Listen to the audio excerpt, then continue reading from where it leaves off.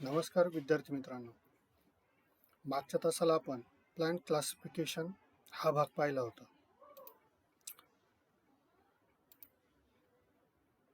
आज आपण पुढचा युनिट अभ्यासणार आहोत. Energy flow in an ecosystem. परिसंस्थेतील ऊर्जा प्रवाह. मग हा भाग अभ्यासत असताना आपल्याला अगोदर इकोसिस्टीम म्हणजे काय हे माहीत असलं पाहिजे. What is meant by ecosystem. Ecosystem काय आहे तर हा एक ग्रुप आहे लिव्हिंग आणि नॉन लिव्हिंग ऑर्गॅनिझमचा, आणि ते एका विशिष्ट वातावरणामध्ये राहत असतात. याची जर आपल्याला डेफिनेशन पाहायची झाली तर अशी पाहता येईल, it is a community or a group of living organism that live in and interact with each other in a specific environment.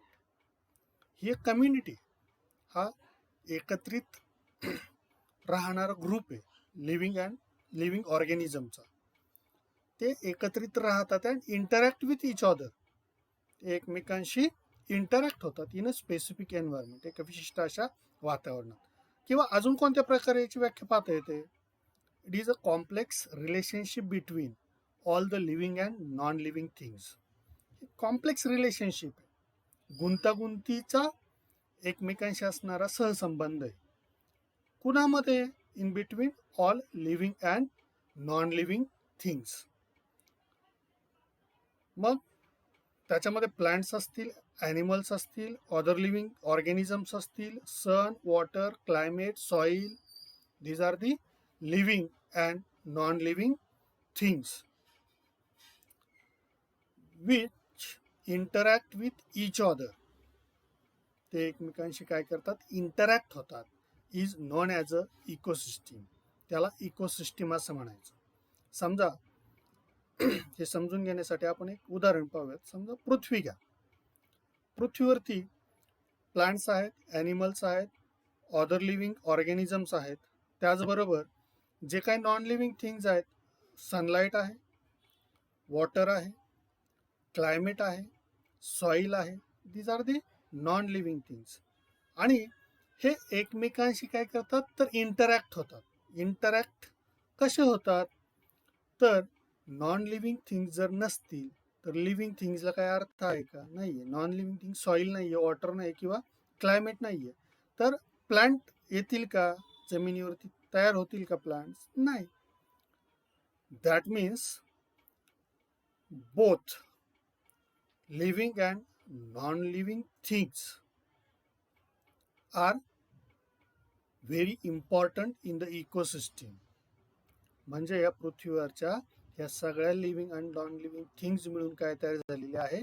Ecosystem तयार झालेली. मग याचं अजून एक उदाहरण पाहता येईल. For example, let's take the relationship between sheep and lion. आपल्याला सिंह आणि मेंढीतलं रिलेशनशिप पाहता येईल. हे रिलेशनशिप कसं आहे तर फूडचं रिलेशनशिप आहे. Lion for its survival it's the sheep. सिंह त्याला जगायचं असेल तर तो काय करतो? अन्न म्हणून त्या मेंढीचा वापर करतो, मेंढीचा उपयोग करतो. म्हणजे या ठिकाणी हे एकमेकांशी काय झाले? इंटरॅक्ट झाले. म्हणजे अशा प्रकारे हे living and non living things हे काय होत असतात तर एकमेकांशी इंटरॅक्ट होतात. मग पृथ्वीवरचे हे सगळे living and non living things मिळून काय तयार झाली? इकोसिस्टीम तयार झाली.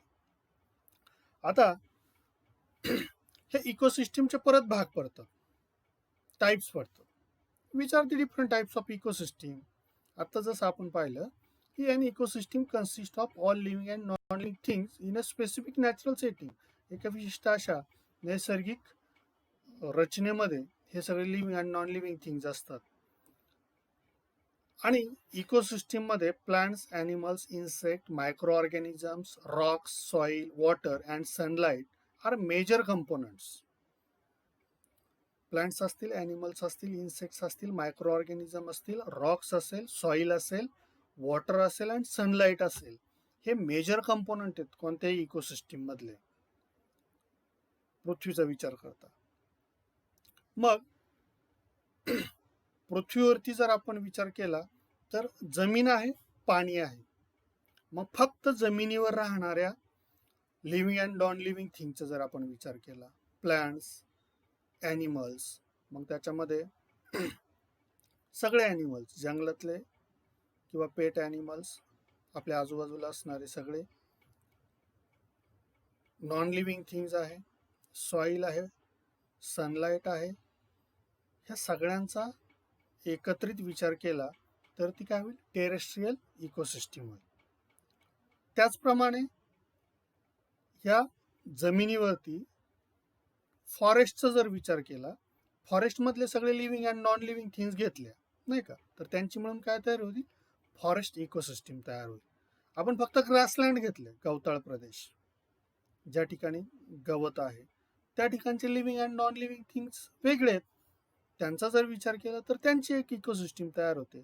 त्याचप्रमाणे डेझर्ट, वाळवंटातले प्राणी वेगळे आहेत, त्या ठिकाणचं हवामान वेगळे, त्या ठिकाणची जमीन वेगळी.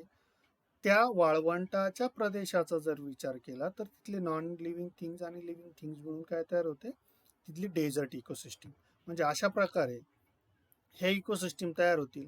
आपण जर पाण्यातल्या इकोसिस्टीमचा विचार केला, वॉटर इकोसिस्टीम, मग त्याच्यामध्ये परत दोन प्रकारे होईल, एक फ्रेश वॉटर आहे, मरीन वॉटर, म्हणजे ज्याला आपण गोड्या पाण्यातले इकोसिस्टीम किंवा परिसंस्था म्हणू शकतो. मग आपल्या नद्या आहेत, तलाव आहेत, विहिरी आहेत, यातले इकोसिस्टीम, त्यातले living and non living things, आणि मरीन वॉटर म्हणजे खाऱ्या पाण्यातल्या इकोसिस्टीम. अशा प्रकारे ह्या इकोसिस्टीमचे आपल्याला वेगवेगळे प्रकार सांगता येतात.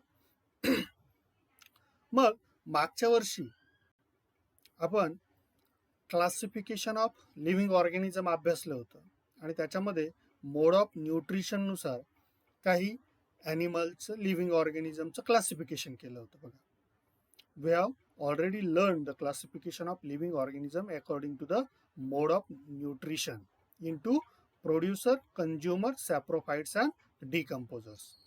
मग प्रोड्युसर जे अन्न तयार करतात, कंझ्युमर जे अन्नासाठी या प्रोड्युसरवरती डिपेंड असतात, सॅप्रोफाइट्स अँड डिकम्पोजर जे काय करतात, या कंझ्युमर आणि प्रोड्युसरच्या डेथ नंतर त्यांचं डिकम्पोजिशन करण्याचं काम करत असतात. अशा प्रकारे या मोड ऑफ न्यूट्रिशननुसार आपण याचं क्लासिफिकेशन पाहिलं होतं.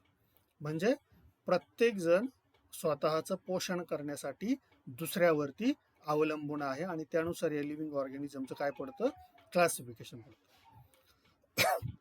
मग हे जे काही लिव्हिंग ऑर्गॅनिझम्स आहेत आणि त्यांचं पोषण ज्या प्रकारे होतं, त्या पोषणाचे स्तर आपण पाहूया. Trophic levels. पहिला आहे प्रोड्युसर, त्याच्यामध्ये ऑल ग्रीन प्लांट्स, यांच्यामध्ये क्लोरोफिल आहे, ज्या फोटोसिंथेसिस प्रक्रिया करतात आणि स्वतःचं अन्न स्वतः तयार करतात, त्यांचा समावेश प्रोड्युसरमध्ये होतो. ऑटोट्रॉप्स. मग दुसरी पातळी येते की जिला आपण प्रायमरी कंझ्युमर असं म्हणतो. प्रायमरी कंझ्युमर हार्बिओर्स किंवा शाकाहारी प्राणी, की जे अन्नासाठी कुणावर अवलंबून आहेत, ह्या प्लांट्सवरती अवलंबून आहेत. त्या प्लांटचाच फक्त अन्न म्हणून वापर त्या करत असतात, म्हणून त्यांना प्रायमरी कंझ्युमर किंवा हार्बिओर्स म्हटलेले. They are directly dependent on autotrophs किंवा प्रोड्युसर. मग आपल्याला माहिती आहे शाकाहारी प्राणी सगळे, मग त्याच्यामध्ये ग्रास हॉपर आहे, स्क्वॅरल आहे, इलेफंट आहे, तुमचा डिअर आहे, तुमची काऊ आहे, बफेलो आहे. ऑल दीज आर दी हार्बिओर्स किंवा प्रायमरी कंझ्युमर्स. मग हे प्रायमरी कंझ्युमर काय करतात, ग्रीन प्लांट्सचा अन्न म्हणून उपयोग करतात. आता या शाकाहारी प्राण्यांना खाणारे पण आहेत, ज्यांना आपण मांसाहारी प्राणी म्हणतो, carnivores. They are the secondary consumers. These consumers use herbivores as their food. म्हणजे या प्रायमरी कंझ्युमरचा अन्न म्हणून हे सेकंडरी कंझ्युमर किंवा कार्निव्होर्स काय करतात, उपयोग करतात. मग याच्यामध्ये फ्रॉग आहे, आऊल आहे, फॉक्स आहे, कोल्हा नाही का. फ्रॉग काय करतो, ग्रास हॉपरला खातो, किंवा तुमचा फॉक्स असेल कोल्हा जो डिअरला खातो. म्हणजे अशा प्रकारे हे सेकंडरी कंझ्युमर अन्न म्हणून या प्रायमरी कंझ्युमरचा वापर करतात. आता पुढची पोषण पातळी आहे किंवा ट्रॉपिक लेवल आहे ती म्हणजे अपेक्स ऑर टॉप कंझ्युमर. हे सुद्धा मांसाहारीच. पण मग या सेकंडरी कंझ्युमर आणि टर्शरी कंझ्युमर किंवा ह्या टॉप कंझ्युमर मध्ये काय फरक आहे? तर these consumers, हे अपेक्स कंझ्युमर्स आहेत ना, use herbivores and carnivores as their food. ते या प्रायमरी कंझ्युमर किंवा हार्बिओर्स आणि सेकंडरी कंझ्युमर किंवा कार्निओर्स या दोघांचाही अन्न म्हणून उपयोग करतात. And no other animals feed on top consumer. आणि इतर कोणतेही प्राणी यांचा अन्न म्हणून वापर करत नाहीत, म्हणून त्यांना अपेक्स किंवा टॉप कंझ्युमर असं म्हटलेलं आहे. मग याचं एक्झाम्पल आहे टायगर, लायन एक्सेट्रा, नाही का. यांना दुसरे कोणतेही प्राणी खात नाहीत, म्हणून त्यांना अपेक्स किंवा टॉप कंझ्युमर असं म्हटलेलं आहे. And next one is Omniverse किंवा मिश्राहारी, मिक्स्ड कंझ्युमर. म्हणजे ते अन्न म्हणून शाकाहारी पण आहेत आणि मांसाहारी पण उपयोग करतात. Feed on herbivores, carnivores and producers. म्हणजे ते या सेकंडरी कंझ्युमरला पण खाऊ शकतात, प्रायमरी कंझ्युमरला पण खाऊ शकतात आणि प्रोड्युसरला पण खाऊ शकतात ॲज अ फूड म्हणून. मग त्याच्यामध्ये ह्युमन आहे, माणूस आहे, जो शाकाहारी पण आहे आणि मांसाहारी पण आहे. तसंच बियर, अस्वल, हे पण शाकाहारी पण आहे आणि मांसाहारी पण आहे. म्हणजे अशा प्रकारे या पोषण पातळी ठरलेल्या आहेत. त्याला ट्रॉपिक लेवल्स असं म्हणतो आपण. म्हणजे अन्नासाठी एकमेकांवरती काय आहेत, प्रत्येक जण अवलंबून आहेत. बघा, हे ट्रॉपिक लेवल्स. पहिले ऑल सगळे producers, primary consumers, secondary consumers and tertiary consumer. या पिरॅमिडवरून तुमच्या लक्षात येईल. हे काय तर पोषण पातळी आहेत. या पोषण पातळीमध्ये पुढे भाग येणारच आहे आपल्याला. बघा की प्रत्येक पोषण पातळीनुसार या प्राण्यांची संख्या कमी कमी होत जाते. ते आपण पुढच्या भागामध्ये पाहणारच आहोत. आता आपण ट्रॉपिक लेवल्स पाहिल्या, त्याच्यावरून observe figure and explain the relationship between the components. He figure observe करा. हे फिगर ऑब्झर्व केल्यानंतर तुमच्या काहीतरी लक्षात येईल. प्रोड्युसर आहे, प्रोड्युसरवरती डिपेंड असणारा हार्बिओर्स आहे, हार्बिओर्सवरती डिपेंड असणारा कार्निओर्स आहे, कार्निओर्सवरती डिपेंड असणारा दुसरा कार्निओर्स आहे, अपेक्स कंझ्युमर आहे आणि डिकम्पोजर आहे. म्हणजे या ठिकाणी काय झालेलं आहे, अन्नासाठी एकमेकांवरती डिपेंड असणारे लिव्हिंग थिंग्स आपल्याला दिसत आहेत. मग इथे पण बघा, स्नेल आणि हे पुढचं पार्ट डिकम्पोजर पर्यंत. म्हणजे या प्रत्येकामध्ये काय, अन्नासाठी एकमेकांमध्ये रिलेशन आहे. प्रत्येक कंपोनंट मध्ये रिलेशन. याला म्हणायचं फूड चेन. याला काय म्हणायचं, फूड चेन किंवा अन्न साखळी. मग याच्यामध्ये प्रोड्युसर आहे, कंझ्युमर आहे, सॅप्रोफाइट्स आहेत, नाही का, डिकम्पोजर आहेत. यांच्यामध्ये कंटिन्युअसली इंटरॅक्शन होत असते. Interactions go on continuously between producer, consumer and saprophytes. बघा, या प्रत्येकामध्ये या ठिकाणी आपल्याला काय दिसते, तर इंटरॅक्शन झालेली दिसते. हे एकमेकांवरती अन्नासाठी अवलंबून आहेत, म्हणजेच त्यांच्यामध्ये इंटरॅक्शन आहे. There is a definite sequence in these interactions. आणि ह्या इंटरॅक्शन मध्ये एक डेफिनाइट असं आपल्याला सिक्वेन्स दिसून येतो. प्रत्येक पातळीनुसार, पोषण पातळीनुसार सिक्वेन्स दिसून येतो, which is called as food chain. आणि याला काय म्हटलेलं आहे, फूड चेन असं म्हटलेलं आहे. Each chain consist of 4, 5 or more links. आणि मग प्रत्येक फूड चेनमध्ये ह्या ज्या काही पोषण पातळीनुसार इंटरॅक्शन आहेत ना, त्या 4 असतील, 5 असतील किंवा 5 पेक्षा जास्त इंटरॅक्शन झालेल्या दिसून येतील. पण याच्यामध्ये याचं वैशिष्ट्य काय, तर एका वेळी एका प्राण्यावरती किंवा एका लिव्हिंग थिंग्सवरती दुसरा एकच लिव्हिंग थिंग्स डिपेंडंट आहे for food purpose. Okay, this is the food chain.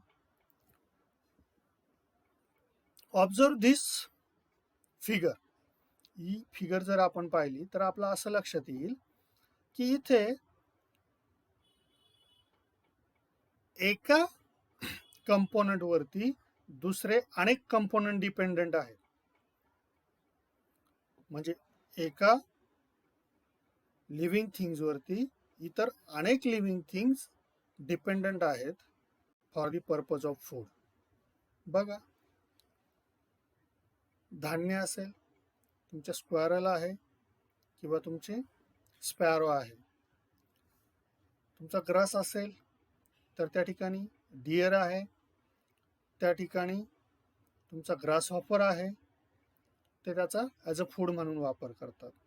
किंवा डिअरला फॉक्स खाऊ शकतो, त्या ठिकाणी लायन खाऊ शकतो. म्हणजे अशा प्रकारे या ठिकाणी ॲज अ फूड म्हणून गुंतागुंतीची इंटरॅक्शन निर्माण झालेली आहे. इथे फूड चेन सारखं एकाच प्राण्यावरती दुसरा एकच प्राणी डिपेंडंट आहे का, नाहीये. म्हणजे या ठिकाणी काय झाले, कॉम्प्लेक्स इंटरॅक्शन तयार झाले. आणि ही जी काही कॉम्प्लेक्स इंटरॅक्शन आहे म्हणजे अनेक फूड चेन काय झालेले आहेत या ठिकाणी एकत्रित आलेल्या दिसून येतात. याला फूड वेब असं म्हणायचं. An ecosystem consists of many food chains that are interconnected at various levels. Ecosystem मध्ये अनेक फूड चेन्स आहेत की ज्या इंटरकनेक्ट होतात वेगवेगळ्या पातळीवरती. आणि धस ए फूड वेब इज फॉर्म. आणि त्याच्यातून काय निर्माण झालेले आहे, तर फूड वेब तयार झाली किंवा ज्याला अन्न जाळं असं आपण म्हणतो. मग याच्यामध्ये एका ऑर्गॅनिझम वरती अनेक ऑर्गॅनिझम डिपेंड असतात for food purpose. And organism may be the prey for many other organisms. For example, an insect feed upon leaves of various plants. जे काही किडे असतात ते वेगवेगळ्या वनस्पतींची पानं खातात. But the same insect is the prey for different animals. पण तो एकच कीटक मात्र अनेक प्राण्यांचं अन्न होऊ शकतो. Like frog, wall lizard, birds etcetera, नाही का. त्या किड्याला फ्रॉग खाऊ शकतो किंवा तुमचा सरडा खाऊ शकतो, तुमचे पक्षी खाऊ शकतात. म्हणजे हा एक प्रे आहे इन्सेक्ट, त्याच्यावरती अनेक ॲनिमल्स डिपेंडंट आहेत फूड पर्पजला. If this is to be shown in the figure, it will form an intricate web instead of a linear food chain. जर आपण ही एक्झाम्पल जे काय आहे की एक किडा अनेक वनस्पतींची पानं खातो आणि त्याच किड्याला अनेक दुसरे प्राणी खातात, हीच जर आपण फिगरमध्ये दाखवलं, it will form an intricate web. त्या ठिकाणी आपल्याला गुंतागुंतीची वेब दिसेल instead of linear food chain. आपल्याला एका लाईनीतली फूड चेन दिसण्याऐवजी गुंतागुंतीची त्या ठिकाणी वेब दिसेल किंवा जाळं दिसेल. Such an intricate network is called a food web. अशा प्रकारचं जे काही इंट्रिकेट नेटवर्क आहे त्याला काय म्हणायचं, फूड वेब असं म्हणायचं आहे. Generally food webs are found everywhere in nature. निसर्गामध्ये अशा ह्या ज्या काही फूड वेब आहेत त्या सगळीकडे जनरली दिसून येतात. मग या ट्रॉपिक लेवलच्या काय आहेत ज्या आपण अगोदर पाहिल्या, त्यांच्यामध्ये अन्न काय होतं, तर एका पातळीमधून दुसऱ्या पातळीमध्ये अन्न म्हणून वापर केला जातो. मग अन्नातून काय मिळते आपल्याला? एनर्जी मिळते. म्हणजे साहजिकच अन्नातून पण काय होते, त्या ठिकाणी एनर्जी सुद्धा एका ट्रॉपिक लेवलमधून दुसऱ्या ट्रॉपिक लेवलमध्ये ट्रान्सफर होत असते. मग ती कशी आपण एनर्जी पिरामिड या भागामध्ये पाहूया. Each level in the food chain is called a trophic level. जी काही फूड चेन मधली प्रत्येक लेवल तिला काय म्हणायचं आपण? ट्रॉपिक लेवल असं म्हणायचं. पोषण पातळी. जशी मी तुम्हाला मगाशी एक्सप्लेन केलेली आहे. A trophic level is the step at which the organism obtain its food in the chain. मग ट्रॉपिक लेवल काय? तर ती एक पायरी की त्याच्यामध्ये organism obtain its food in the chain. त्या साखळीमध्ये तो प्राणी काय करतो, तर त्याचा अन्न मिळवतो किंवा त्याचा अन्न मिळवण्याची ती पायरी आहे. The amount of matter and energy gradually decreases from producer at lowest level to top consumers at the highest level. बघा, जे काही अमाऊंट ऑफ मॅटर आहे अँड एनर्जी आहे ती ग्रॅज्युअली डिक्रीज होत जाते. कुठून? From producer. प्रोड्युसर कुठे? ॲट लोवेस्ट लेवलला आहे. म्हणजे लोवेस्ट लेवल कडून एनर्जी काय होत जाते? डिक्रीज होत जाते. कुठपर्यंत?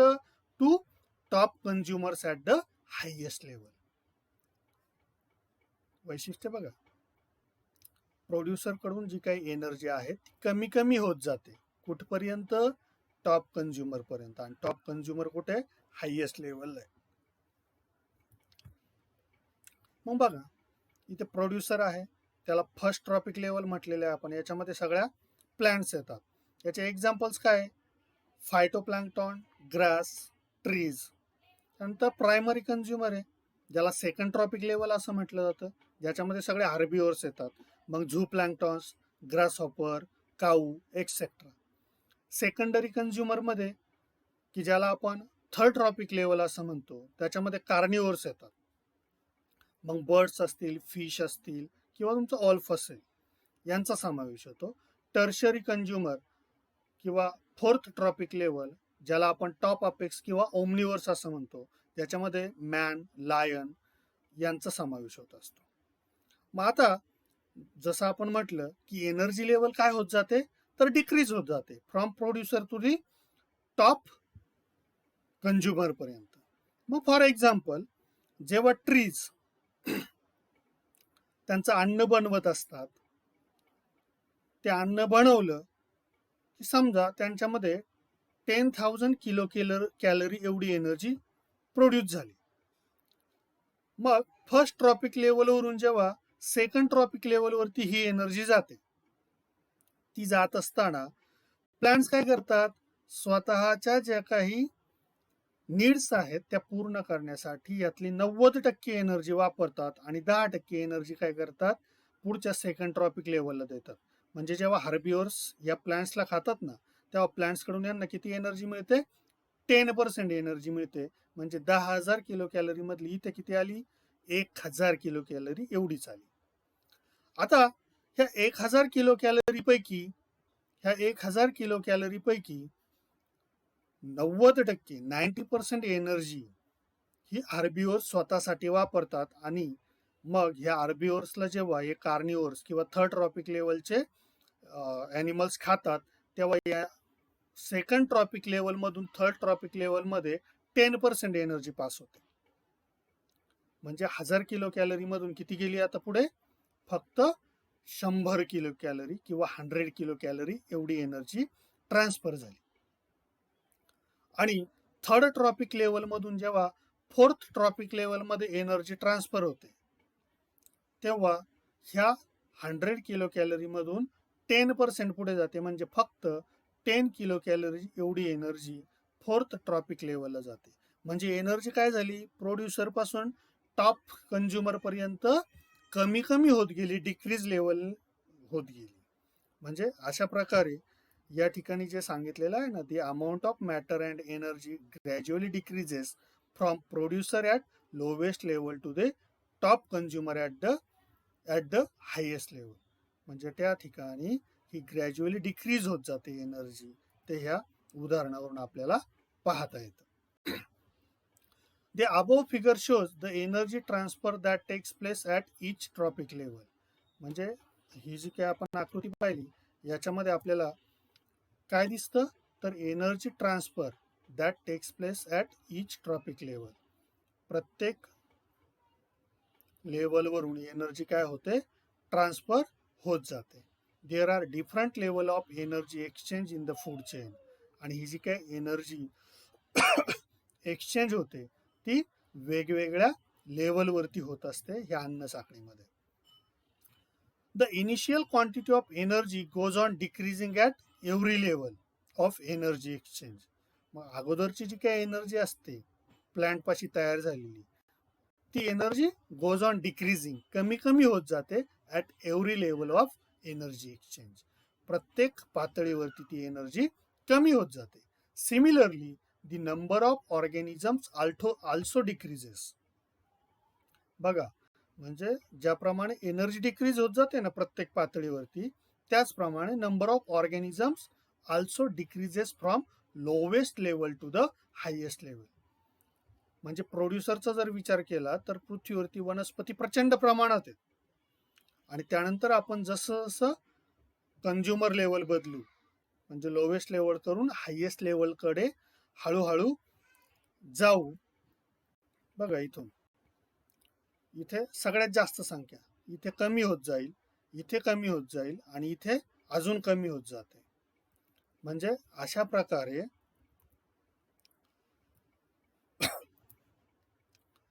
number of organism also decreases from lowest level to the highest level.